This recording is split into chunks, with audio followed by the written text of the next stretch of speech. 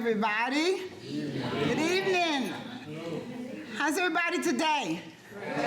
Good. We're so happy to have you once again for our Porch Talk for October. Some of you have been coming every month, and some of you are new, but we're glad to have you every time. We appreciate the support that you give to the African American Heritage Society and everything that we do. I'm going to take this off because I don't want me leaning down. Anyway, you support our events on a regular basis, and that's good because if we were an organization and didn't have supporters, what would we be? We couldn't survive, could we? So give yourselves a pat on the back and give yourselves a hand, because many times you look at,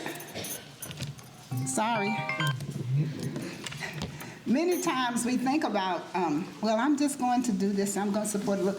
What you do is important. I want you to know you're just as important. So I want to say this, and this has nothing to do with the Porch Talk, but the recent honor that was bestowed upon me. All of you all have supported, so it's going to be honored.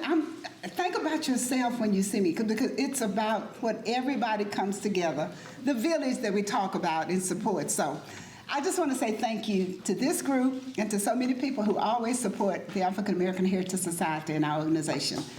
At this time, I want to recognize our board members. If you're here, just raise your hand or say stand. Yeah. We have our board chair, Pam Bright, and I always joke and say she's new, and she's finally not new. How about that? And we want to thank the Williamson County Library. You all, we've had the opportunity and the privilege to be able to come here every month. You know, we were at the American Legion and also support the American Legion. They're renovating their building, and they need support as well. So we are in this together, right, Harvey? That's right. We're in this together. So we went to their building when it got so hot that we couldn't be on the porch anymore. But we still consider this the porch. You see the sign outside that says, "Welcome to our porch." So anyway, we want to thank the library for allowing us to come. We want to thank Williamson County TV. Give it up for these guys. And they have been recording this for the last several months too, so it'll be archived forever. So you all can go back and look and tell the ones who couldn't make it that they would be able to see this on TV. And we're so excited to have our special guest. I met him at the Rotary, and I had no idea. See, that's how God works. You all know, little nonprofits don't have a lot. We're renovating this house at 264, and it takes money. We're always needing money and always asking for money. And I talked to this young man, and I talked to him about coming, and he said, "I'll come." And I get tearful thinking about that, because he didn't have to do that. He's a professional speaker that goes all over the country, and he gets a fee. And he came to us, y'all. Give him a big hand.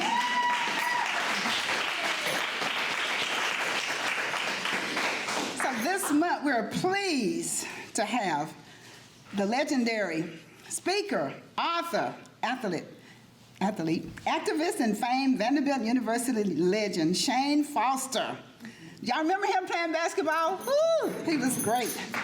Shan is the co-founder and CEO of Fostering Healthy Solutions, LLC, where he cultivates healthy solutions to diversity issues through education, training, and execution. He also serves as Director of Community Engagement at Vanderbilt University Medical Center. Foster is an author, entrepreneur, nonprofit executive, speaker, facilitator, advocate, board member, and mentor, dedicating to making a positive impact in communities across the nation. In his new memoir, Where Hurt Didn't Hinder, Foster shares his authentic journey of resilience, offering inspiration and insights into overcoming adversity and achieving success both on and off the field. And he does have a few copies left that he will sign for you. A Vanderbilt University legend, Foster is the school's all-time leading scorer with 2,011 points and 367 three-pointers made. Vanderbilt, he was named an Associated Press second team All-American for the 2007-2008 season and won the prestigious Lowe's Senior Class Award at the 2008 Final Four. Wow. He was drafted by the Dallas Mavericks in the second round of the 2008 NBA draft. In recognition of his outstanding career, Vanderbilt retired his number 32 jersey. He was inducted into the Tennessee Sports Hall of Fame in 2009 and the Vanderbilt Athletic Hall of Fame in 2010. Now his resume, if you go online, it's really, really long. He's done a lot, you all, but I'd be out of breath if I tried to read all. He is so amazing. But at this time, I want to call his friend up just for a minute, Maurice Patton, if you want to come up and say just a few words about your friend. You all know Maurice, he's a sports editor, and just give him a hand too. He's done a lot. He's done a lot in the community, and Maurice was honored by the African American Heritage Society many years ago. Here you go, sir. Okay. Thank you. I think Miss Alma likes to get me up here to show off the haircut that her son gave me. Oh, you know, you got to be smart these days, don't you? I appreciate the opportunity because I'm on the mailing list. I signed in back there, but I'm already on the list. But when I saw that Shane was going to be coming, I wanted to be sure and come out because I had the good fortune of, I saw a lot of those 2011 points. I don't know if I saw all of them or not, but back in another life, I covered Vanderbilt basketball at the Tennessean, and so I, again, had the good fortune to cover Vanderbilt and this guy. And, you know, whatever he did on the basketball court was just a prelude to the next thing for Shane. And I don't think anybody that knew him then is really surprised at what he's doing now. But I will tell you that two things from covering and watching Shane from Floorside and Memorial kind of stick out to me. I was working on a piece on Shane and talking to the then coach Kevin Stallings, and he made the comment that has really stuck with me ever since, talking about Shane. And he said, when your best player is your hardest worker, you've got a chance to be successful. And he was referring to Shane when he said that, and it just kind of, it has resonated with me ever since. And you look, again, I still cover sports, and you look for that in athletes on the teams that you're covering. And when a team's best player is their hardest worker, that's where the success comes from. And my other memorable encounter with Shane was, and I want you to watch his face when I say these two words, senior night. Senior night at Memorial against Mississippi State, it went overtime. This guy scored 42 points. Wow. And he got in a zone probably from about the 10-minute mark of the second half through regulation into overtime, and I swear every three-pointer he made was from farther out than the one before. It was a performance that high school, college, pro, whatever, I don't think I've seen anything quite like it. And again, it was on senior night. I mean, I don't know that there was a better way to go out in his final regular season game on that floor than that. And it's still talked about. And he's still talked about. And he's still doing plenty of great things, and he's going to continue to do so. And I'm really glad to have had the opportunity to be close to him for a little bit. Shane Foster.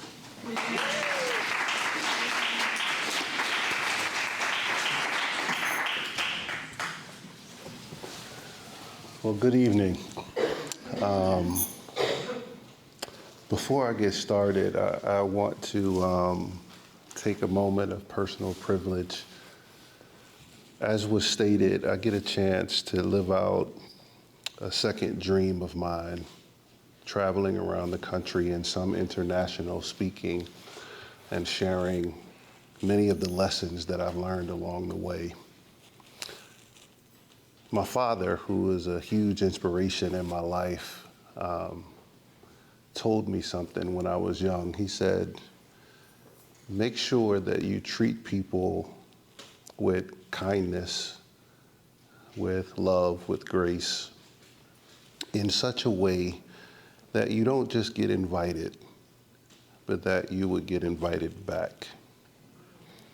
I've always looked up to my dad, and to have people like Maurice share what he shared, to have my longtime friend Sarah, who's here today. I worked with her kids in basketball, and the legend, Miss Alma, to invite me to be here. What you mean to this community, it really does touch my heart. So please, I just want to say thank you. I spent the first 6 years of my life living with my grandparents. How many of you all spend a lot of time with your grandparents, right? So you know what I mean when I say I heard a lot of stories growing up. They were like professional storytellers, right? My grandfather served in our country's military, and he had 2 rules in our house growing up. He said, you be respectful to adults, you be respectful to women. Anything else we can talk about, we can come to an understanding. But those 2 things were always non-negotiable. And so as a result, I've tried to embody that in my life. My grandmother was a missionary at our church. She was my Sunday school teacher. Her sister had married the pastor. So my pastor was my uncle, my great uncle. My aunts and uncles were all in the choir. You see where I'm going with this? I was in church every day. I did not want to be in church every single day. But they thought it was important to surround me with a village. That old adage that it takes a village to raise a child. And so I was fortunate growing up to have this huge village around me. And then at the age of 6, my life took a drastic turn when I got introduced to a stepfather. Now, as I mentioned, my dad's been in my life the whole time. He's a phenomenal man, great role model. He was valedictorian of his high school class. He was the number 2 basketball player in Mississippi coming out at that time. And, you know, my dad's 6'8". So when stepdad comes around and he's 5'8", that just wasn't going to cut it, right? So we got off to a bit of a rocky start. Over the next 6 years, I'd witnessed my mother be in an abusive marriage, one that was physically, emotionally, and verbally abusive. And I saw things at a young age that kids probably shouldn't see. I learned during that time what I call the duality of people, how we can be so great in some areas of our life and yet still struggle so deeply in some others. The stepdad wasn't all bad. He was the first person to introduce me to organized sports, took me all over the state of Louisiana, back and forth to games and practices, and he sucked at basketball, but he taught me everything he knew. He would always say that, you know, you got 6 siblings, 2 brothers, 4 sisters, and you're the oldest. So you don't get to choose. You're their role model. So how you show up in the world every day matters. He said, you get one mom. By circumstance, you might get another dad, but man, you love and protect your mom with everything in you. This person that added all this great value to my life was also the one who caused the most pain, as I lived the experience that where you find domestic violence, you often also find child abuse. And so while I would like to say that I just grew up wanting to be like Michael Jordan, like a lot of other kids, the truth is basketball was my escape. It was how I got away from all the yelling and the screaming and the trauma. And I was fortunate. I could have gone to any school in the entire country, and I chose Vanderbilt right here in Nashville, partly because it was 8.5 hours away from home. I wanted to make good and sure my folks called first before they just popped up, right? But also on my visit there, the first person I met was a guy by the name of David Williams. David was the athletic director at Vanderbilt. He was the first African-American athletic director at Vanderbilt and in the Southeastern Conference. And I'll never forget, he and my grandmother talking about Kokomo, Mississippi and Blue Springs. Places that are so small we probably couldn't point it out on a map, but it just so happens that both sides of my family call this place home. So it made me feel at home for him to be there. David is my late mentor. I miss him dearly. The second person I met on my visit was a woman by the name of Dr. Candace Story Lee. She was in academic support at the time, but now we all know her as Vanderbilt's first African-American female athletic director, the first African-American female athletic director in a Power 5 conference. And so seeing these two giants at Vanderbilt doing so well, it just made me feel like maybe there was hope for me too. Maybe I could excel at a Vanderbilt. And so I chose the school, and I felt great about my decision until I got in my first class. I'll never forget, and maybe you had a similar experience as I did, but I'm sitting there, that's one of my classmates, y'all. So I'm sitting there, my first class on campus, and there's 200 students in the auditorium. And the professor asked, how many of you were valedictorian or salutatorian of your high school class? And I look around, and everybody has their hand up except for me and my teammate, Alex Gordon. And we looked at each other and said, this is gonna be a long 4 years. Vanderbilt was hard. Certainly one of the greatest achievements of my life. And the way that I learned how to compete in the classroom, the same way that I did on the basketball floor, was by getting to know those other classmates. People from all over the world, different backgrounds, different upbringings. Some of them spoke very different languages, different cultures, traditions. Every now and then when I got a break, which wasn't very often, Kevin kept us close to the chest, but I'd go back to their hometowns and hang out with them and their friends, their families, and get to know them. They'd come back to New Orleans, and they were a little more concerned with Bourbon Street, but we had a good time in between. And we learned, just like Maya Angelou always said, that we are so much more alike than we are unalike. I'd also share some experiences with them that they didn't have. Like how often I would drive from one side of campus to the other, especially at nighttime, and get pulled over by a police officer. And every time I sit there at 10 and 2, just like I was taught. I'd already have my license and registration out to hand to them. They'd approach the car, I'd let down the window, and every time the officer said the exact same thing. I'm sorry, Mr. Foster, I didn't know it was you. Have a good day. That's what my life was like. Being a star basketball player here in Nashville, and Nash Vegas, as some people like to call it now. I was fortunate enough to have my name and picture on billboards and cover of the newspapers and magazines, and you name it, and I did it. And so they knew I was a good kid. At least I was trying to be. But as they walked back to their cars, I'd have to sit there and gather myself for a moment. Sometimes wiping a tear from my eyes as I remembered a promise I made to my mother when I was 13. You see, when I was 13 years old, we had moved into this new neighborhood in New Orleans, Louisiana, during a time when it was the murder capital of the world.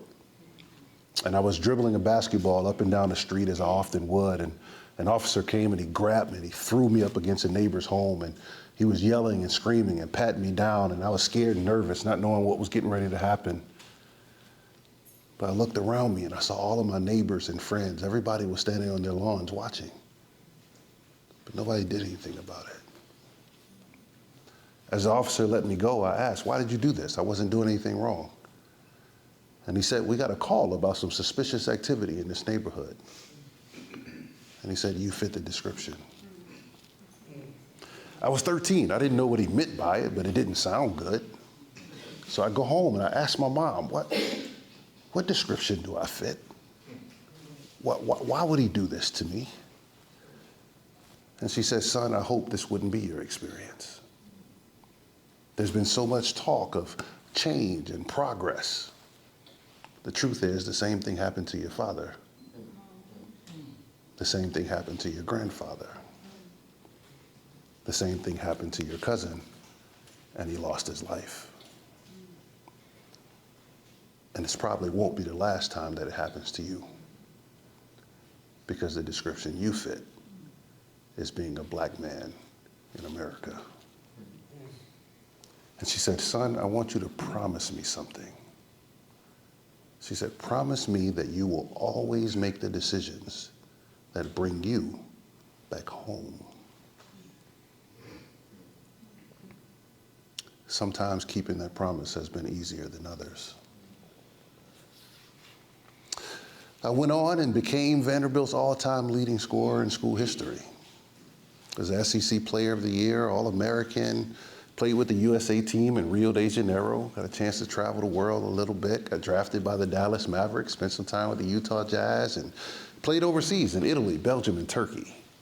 I got to get my grandparents out of the country, walking on the Great Wall of China, experiencing the Colosseum in Rome, eating those Belgian waffles that can't be recreated anywhere else. We had some amazing experiences. What I remember most about all of the travels, all of the exposure, I remember the people.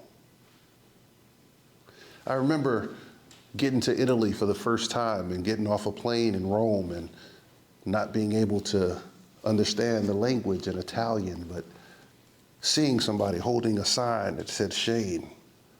And so I go up to this gentleman, and luckily he speaks English. He said, I'm gonna bring you to your place, but first, would you do me the honor of stopping by my home? I'd love for my family to meet you. And I go and I sit in this gentleman's home and I meet his mother and his wife and his two kids, and they had cooked the meal, not knowing if I would be interested in staying or not. But they welcomed me. I sat there for 5 hours, just learning about their family, their culture, their traditions. I can tell story after story about the way that people treated me in other countries. I was in Belgium and we had lost a few games, and me and my teammates had went out to this bar, and the people weren't too excited about America at the time. And I remember this group of men yelling, F you, you Americans, F you, get out of here. And of course we left. And I get to my car and I get ready to open the door, and it dawned on me. This is the first time in my entire life I've been called an American.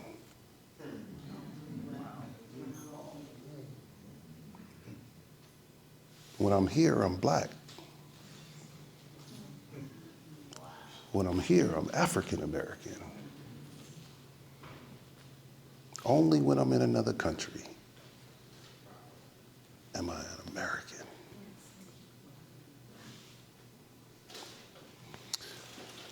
I've been so privileged to travel the world, playing basketball and now speaking. And seemingly, no matter where I go, people tend to share the same values.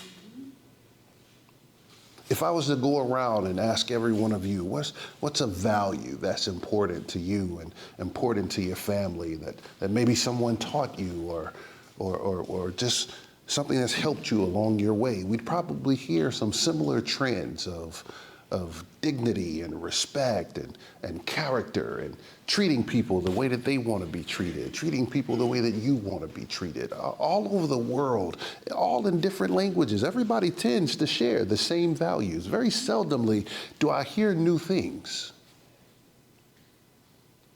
But I had an experience with the YWCA about a decade ago, and I learned that 1 out of every 4 women experience domestic violence in their lifetime. How many of us, by show of hands, could name 4 women in our life that we love? everybody. I learned that 1 out of every 5 women had been sexually assaulted,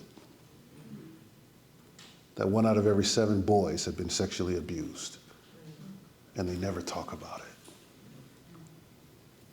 I learned that every single day in our country, 3 women are killed by an intimate partner. Somebody who says the same thing that I said to my wife before I left her side this night, just that I love you.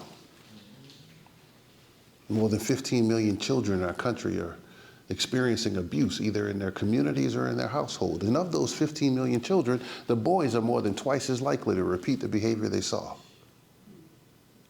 And the girls are more than twice as likely to be victims. So I started asking the question, how? How can this be possible when everybody says they share the same values? No matter where I go, no matter the economics, no matter the geographical area, everybody says they share the same values, and yet these are the experiences of people. The more I did my own research and talked to experts around the country, I learned that there's a culture that exists that allows this to happen. One where we make excuses for the bad behavior of others. How many of us have heard the phrase, boys will be boys? Right? No matter that it carries this anti-male implication that we should expect bad behavior from boys and men, we still say it all the time. It's just boys being boys. It's just locker room talk. It's just senseless, right? It's our culture. The same culture where we're so quick to ask a victim, well, what role did you play in what happened to you? Did you leave a drink unattended? Did you go somewhere with your friends? Did you yell? Did you kick? Did you scream? Did you lead the person on? Why are you saying something now after all of this time? What's your motive? What's in it for you? It's our culture. About 11 years ago, there was a gentleman by the name of Ray Rice who in an elevator punched his fiancée in the face. And what I remember about that time is that for an entire week, all we heard was her story saying, this is what this man did to me. And good, well-meaning people went out of their way to say, I don't believe he would do that. I've seen him with his kids. I've seen him in the community. He's a Heisman Trophy winner. He's a first ballot NFL Hall of Famer. I just don't believe that he would do that. If we're honest, there's some people in our lives, some people in our communities that we would go on record without any inclination of what actually is happening behind closed doors. We go on record and say, I don't believe that person would do that. Because we don't believe people when they share their stories. But how many of us have daughters? Right? If your daughter comes home and says something like that happened to her, are we going to ask for a video? Not a chance. But it wasn't until the video came out that we got disgusted at what we saw. It's our culture. Violence is a learned behavior. And if it can be learned, we need to start teaching kids differently. We need to start teaching men differently. And this isn't to say that all men are the problem, because we're not. But we do have to look ourselves in the mirror and ask, are we a part of the solution? It shouldn't be that a person can be abusive and disrespectful and demeaning to a woman or girl in our presence, and then we ask them, how was the game? It shouldn't be that we can just go and hang out and have a good time and know what's happening. We're not there when it happens. People are very good at making sure that it happens behind closed doors. But if we listen, if we pay attention, we see this thing far too often in the way that we talk and the way that we interact. It's a part of our culture. And I've dedicated a large part of my work to changing this culture. Because I realize that those 6 siblings that look up to me every day, the same way I don't want my sisters being abused, I don't want my brothers being the ones abusing others. And now I have a son of my own. On December 19th, 2024, I experienced a miracle. My son was born 2 months early at Vanderbilt Children's Hospital. And I watched my wife be the most courageous and strong person I've ever seen in my life. My son was born. They carried him to a table beside us. They checked him. They hooked him up to all of these different breathing machines and wires. Brought them over to us so that my wife and I could take a picture with him. And then off they went with my son to the NICU. This is my first child, so I didn't know anything about NICU. I didn't know anything about anything. I just knew they took my son. And now I'm in a position where I got to go find my son, but I don't want to leave my wife who's just had our child and still has stuff to do. And so I went over, I checked, I said, "Baby, you all right?" I said, I gotta go find our son, but I'm gonna come back. We spent 30 days at our children's hospital. And I am forever in debt to those incredible angels that cared for my child and cared for my wife and cared for me. And as of April, I now work for Vanderbilt Children's Hospital.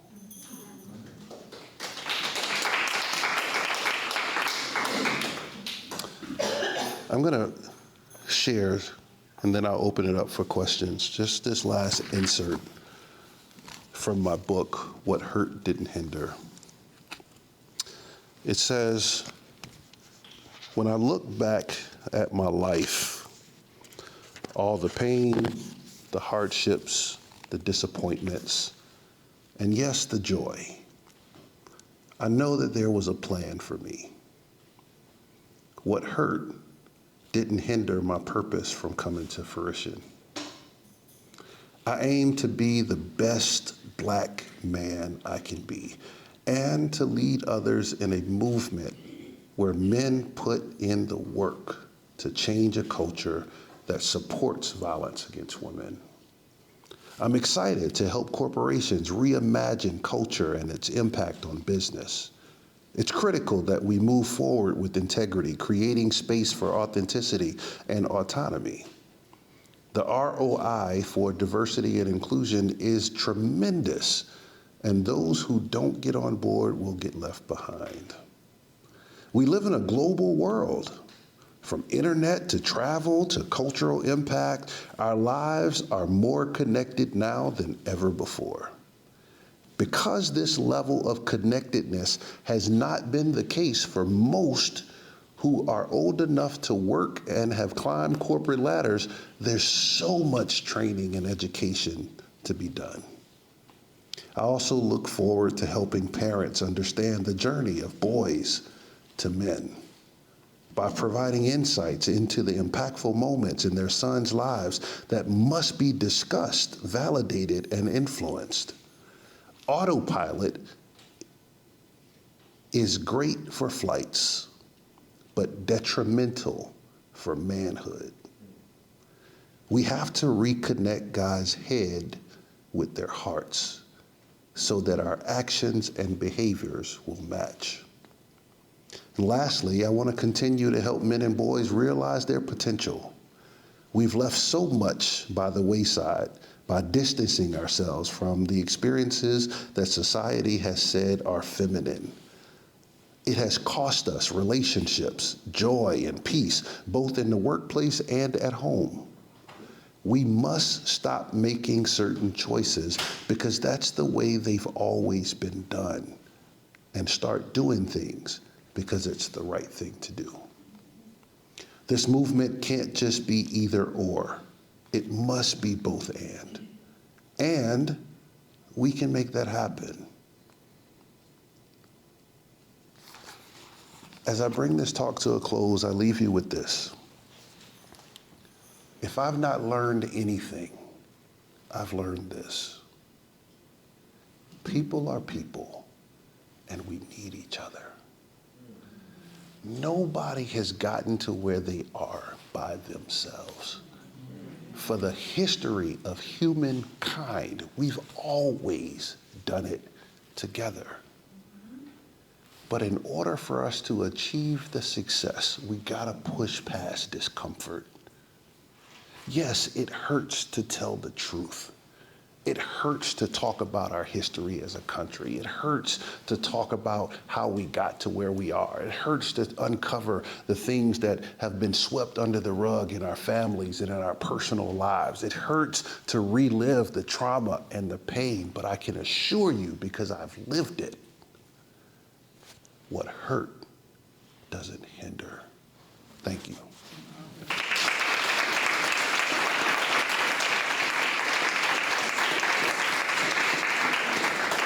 Any questions?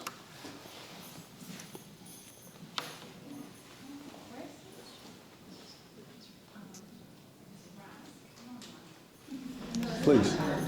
I was looking at your website today, and there was an indication that your organization is somehow involved with the Williamson County Schools. If that's correct, what has your involvement been, and has it changed over the past year? So, my organization was involved with Williamson County Schools. I want to say 4 years ago. We did a thorough audit of the entire school system's culture. We solely focused on culture. And culture not only includes how people are interacting with the school system, but it also did a complete audit of their policies. We came out of that with a pretty extensive report that we left with the school system. And we've not worked with them since. So, as you know, I'm pretty accessible in Nashville. So I get this question far more often than I've worked with the school system. There's a lot of opportunity there for Williamson County Schools to grow, to be better, to realize its mission for everybody. And when we left them, we were under the impression that they were committed to doing that work. But I've not been involved in ensuring that that work has continued. I know through testimony of people who live and work in Williamson County, and their schools, their kids go to the schools, that they're still waiting for that work to be done. But I will say this, there's not a school system that exists that doesn't have issues. Not to make this conversation political, but you can look at the political landscape of the United States of America and see how divided we are as a country. That division is evident in our systems. And so our inability to be honest about where we are and create a path that works for us to make things better, it puts us in this place of stagnation where, as Denzel Washington put it, we can't confuse movement with progress. And there's been a lot of movement, but depending on who you ask, there may not have been much progress. Thanks for the question. Please. First of all, you're such an enjoyable speaker to listen to. Thank you. I love your voice and everything. So it's so inspirational. Your little boy is only 10 months old now. Yeah. Your little boy were older to the point where he was able to listen to his dad. How do you explain the pain and what I'm seeing daily, things that just are such inhumane treatment of what's going on in this country? How do you explain to your boy who's now a teenager, if he comes to you and asks Dad, tell me about this? Good question. Thanks for asking that. What I would probably do is take my son to go listen to some people share about their experiences, and then have some dialogue about what he's getting from those experiences, right? For example, actually here in Williamson County, there's an organization called Porter's Call. They provide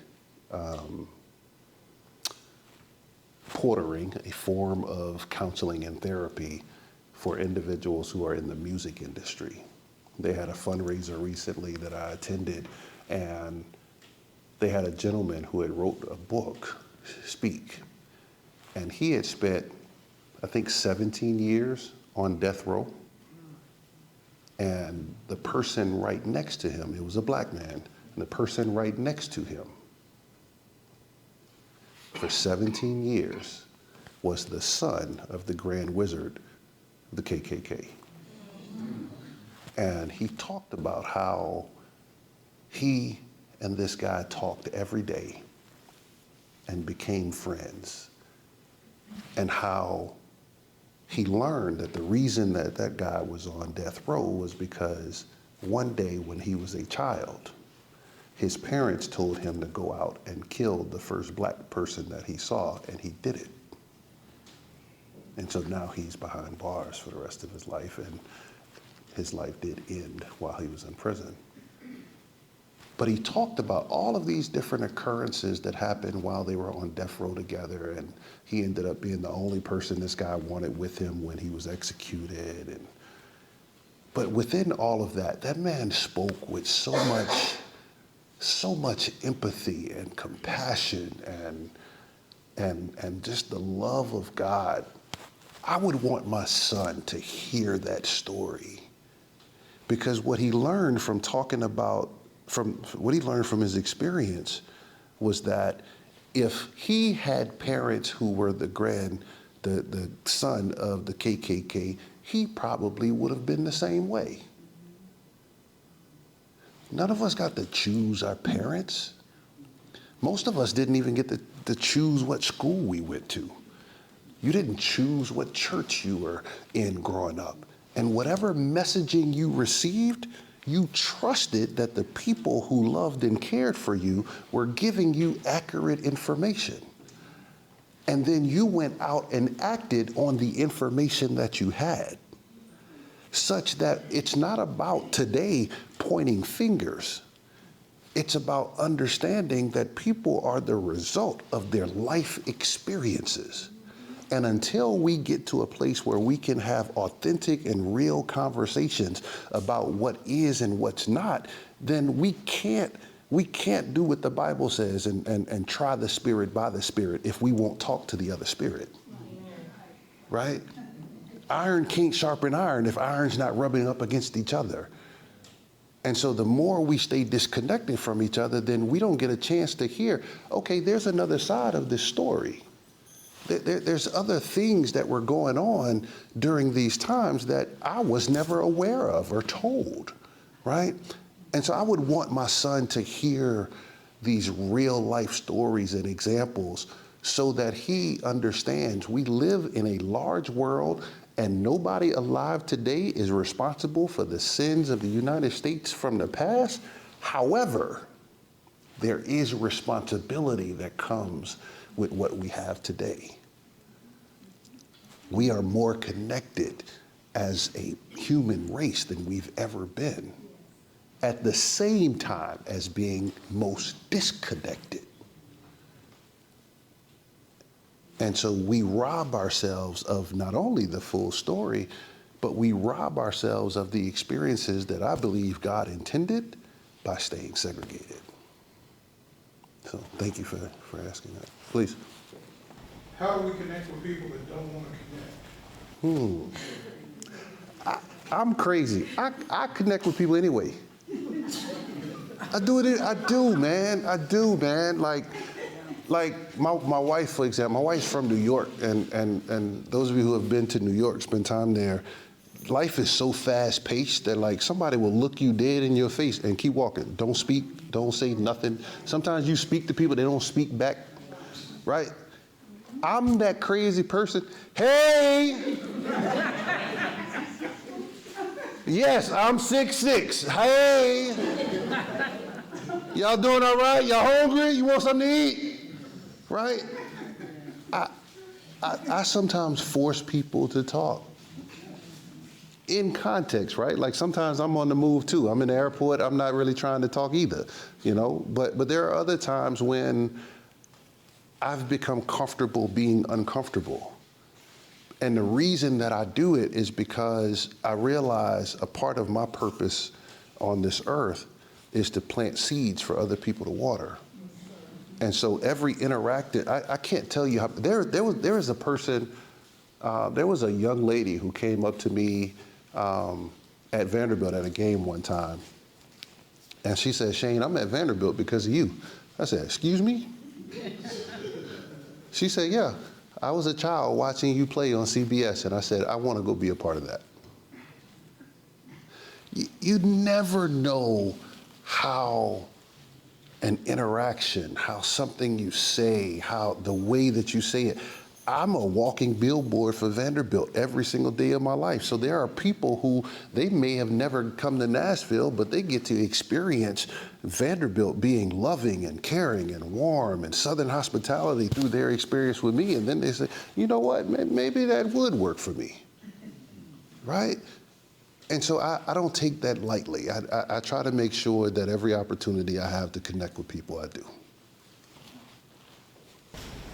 Yeah, growing up in Detroit, Michigan, and Nashville, like anybody else, we played baseball and basketball.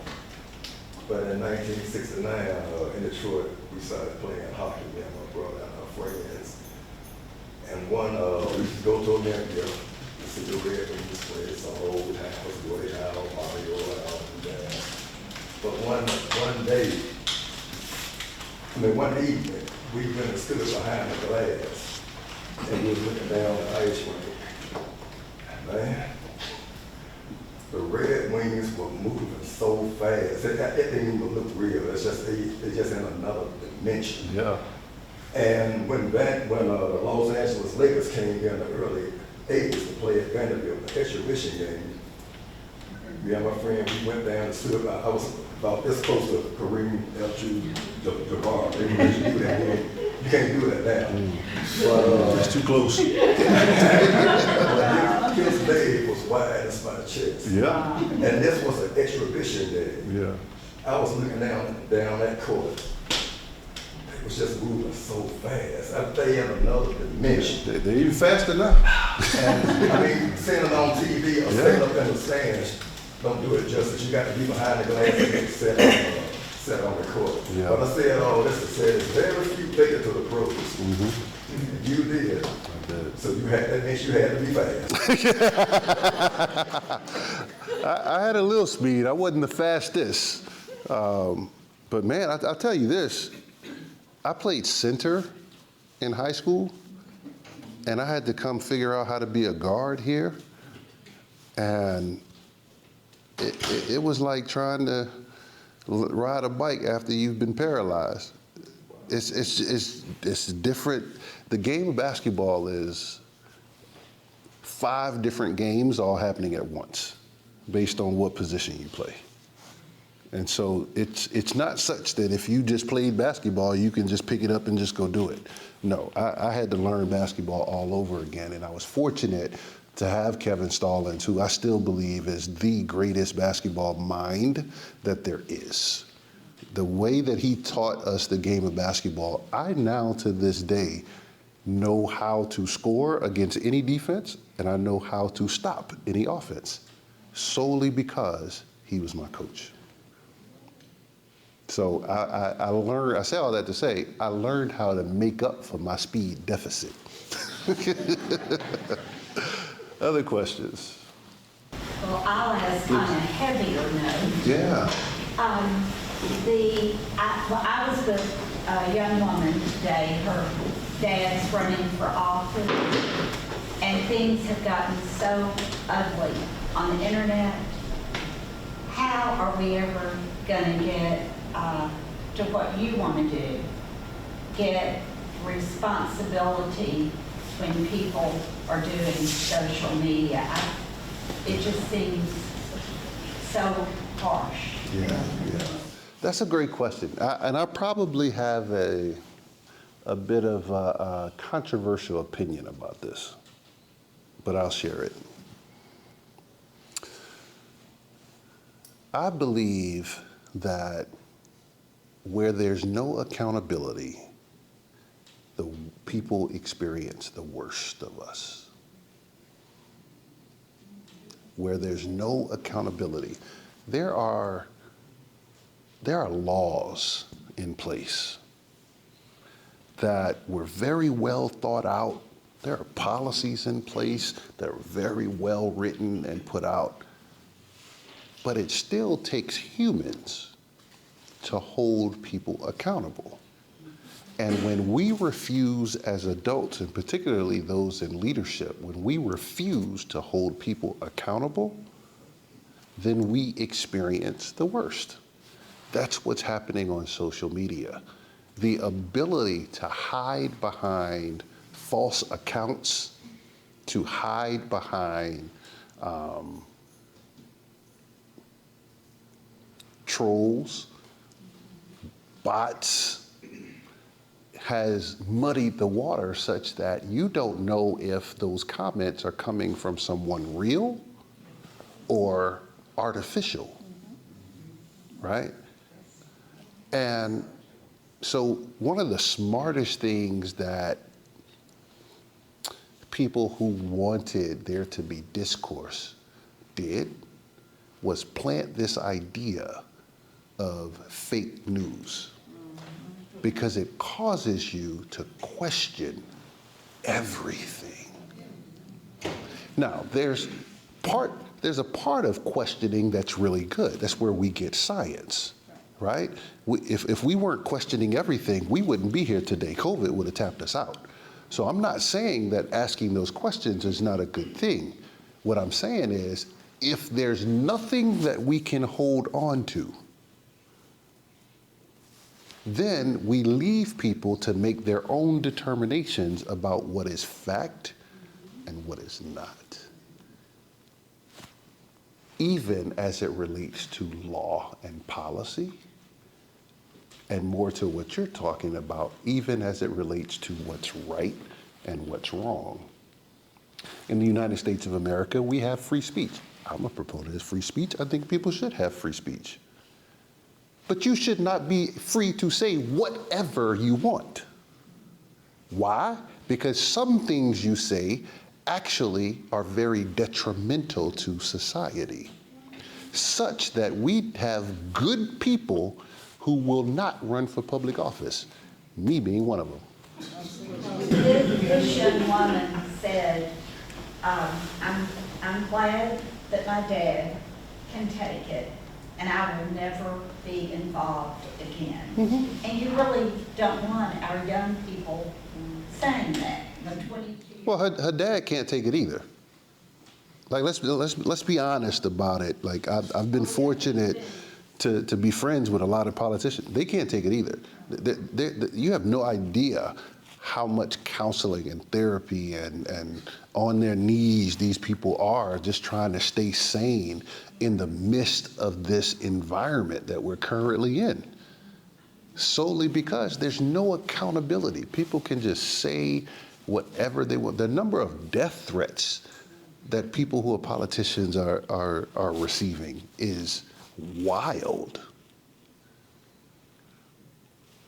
And I do believe that a part of our responsibility as citizens who care is to make sure that if we're in community together, this is not acceptable. Period. So no, if this is how you're gonna act and behave, you're not welcome to the reunion, you're not welcome to the cookout, you cannot come to my house, right? It's like when I was growing up and I was dating somebody my mama didn't care for, my mama said, you can date all you want to, she's not welcome in my home, right? Where is that within community? Where is the accountability that we have for the people who we get to walk with and go to church with and go to events with and send our kids to school with and all of these things? We have to do a better job of holding people accountable in our circles. Sometimes that means having those tough conversations at home. I get a chance, my book is used for 2 courses on Vanderbilt's campus, and I'm so grateful for it. So I get a chance to spend a lot of time with these college students, and many of them are really, really struggling at home because they're getting exposed to much more education about what has occurred in this country and others, and they go home to parents that have lack of exposure in those spaces but have a whole lot of opinions.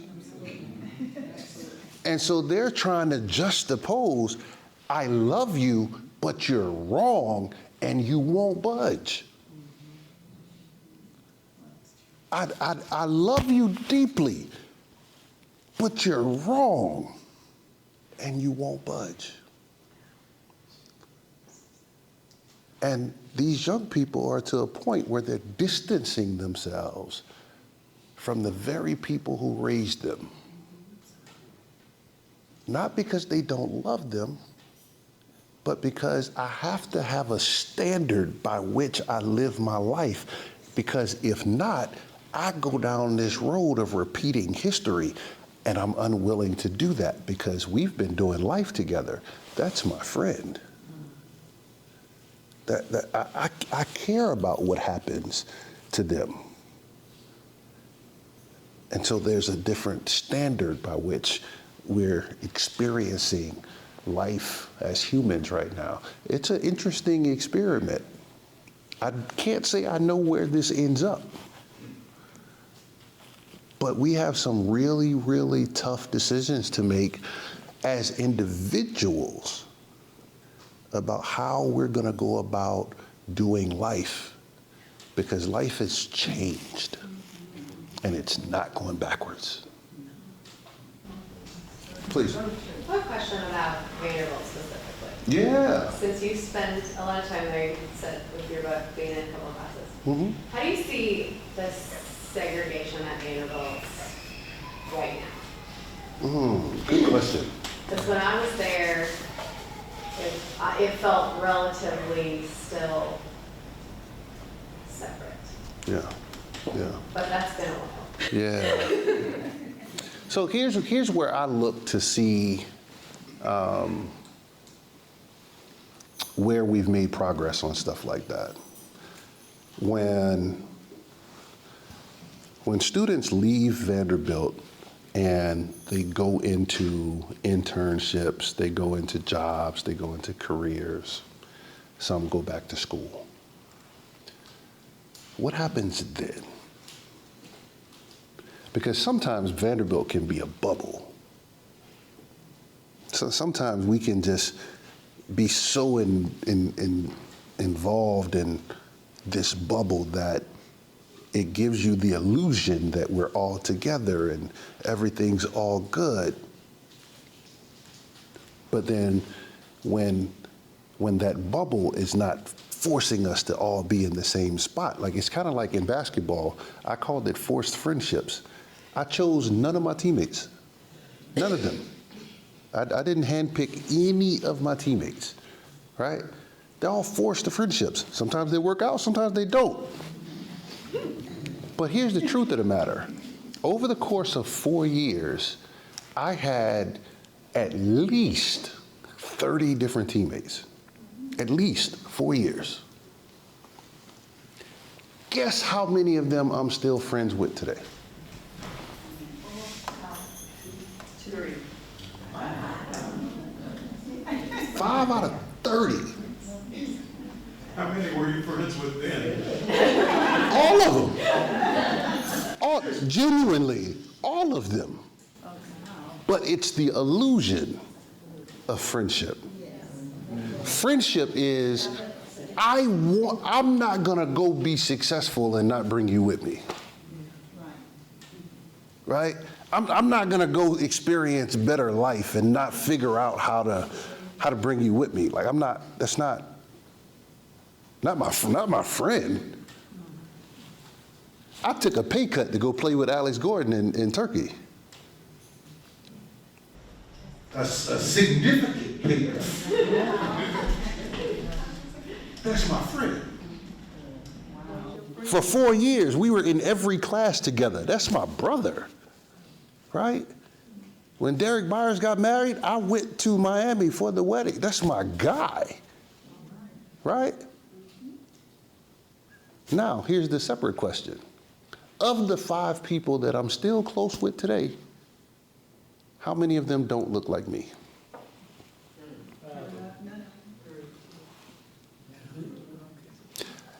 I know them. Ross Neltner's my guy. I love Ross. I don't talk to Ross. Dan Cage is my guy. Like when I moved back to Nashville, I stayed at Dan Cage's house. Like that's my dude. I can't tell you last time I talked to Dan.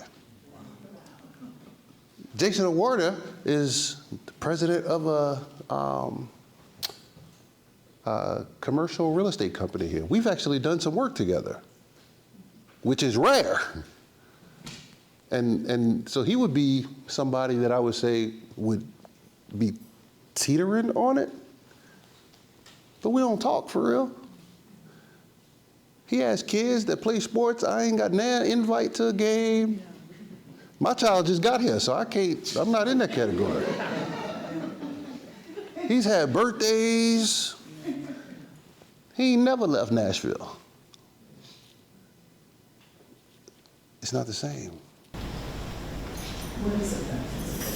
Color of your skin, is that what you're saying? I'm not saying it's not the color of my skin on a surface level. It is the color of my skin when it comes to what we've seen and what we easily fall back into, right? If I didn't grow up where we did life together with people who didn't look like us, then when I am successful and build my own family, I fall into a routine of just doing things the way that we've done it, and all of a sudden I look up and everybody looks the same. And I begin to ask the question, why does everybody look the same? And it's because the whole time I wasn't intentional about it. When it comes to interacting with people who don't look like us, if we're not intentional, it doesn't happen. It's not going to just happen just because you go to an event and there's a diverse people in the room, or because you go to a particular school and you're in the class with people who are diverse. It doesn't happen that way. Trust me, I'm having this conversation with Vandy every chance I get, because we're always constantly having an event. Or we could just put people in a room. We could just put people in a room. We've been doing that for decades, and it's not changed the economics of people who look like me. Why is it that when you put on a sheet of paper every person of color that played a sport at Vanderbilt, you have a drastically different income level if you put all the people who are white on a sheet of paper? Why is that? And we were all in the same room. I'm not picking, let me be clear, especially since I'm on TV. I'm not picking on Vanderbilt. Every university has this same issue because we're not intentional about it. We think that if we just put people in a room, then it's just gonna happen, and that's never proven to be true. It's never proven to be true. So there's an organization in Nashville called The Table. They're intentional about making sure that people not just come in a room, but we make a commitment. We're going to do business together. We're going to impact community together. And we're going to come back and have accountability and report on what occurred. So if you come in here and write on a sheet of paper, you was going to do X, Y, and Z, and X, Y, Z didn't happen, you're going to be called to the table for it. The lack of accountability is what keeps us in the place. So to answer your question related to where students are today, I think it's getting better. But again, when we look at the income levels, the United States of America is based on capitalism. We are a capitalistic country. Everything costs. So I don't care how many cookouts we have. I don't care how many times we can have drinks at a game. I don't care, truly, I don't care. If you get to have a membership at the country club and I can't afford one, I don't care. If you sending your kids to college because you can afford it and mine got to make sure they get a scholarship because otherwise they're not going. I don't care about the free food. I want to be able to drop a six-figure gift for a nonprofit too. So we got to get to a place where we're accountable. Thank you.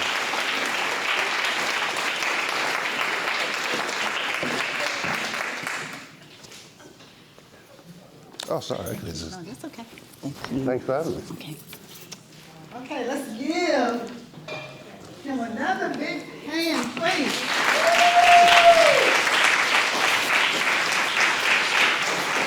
Shane's making a big difference in the world. He's doing a lot of things, you all. And if you want to Google, like I say, he's got a lot of different things, contents that you will be able to understand and know that he's doing way more than he's talked about.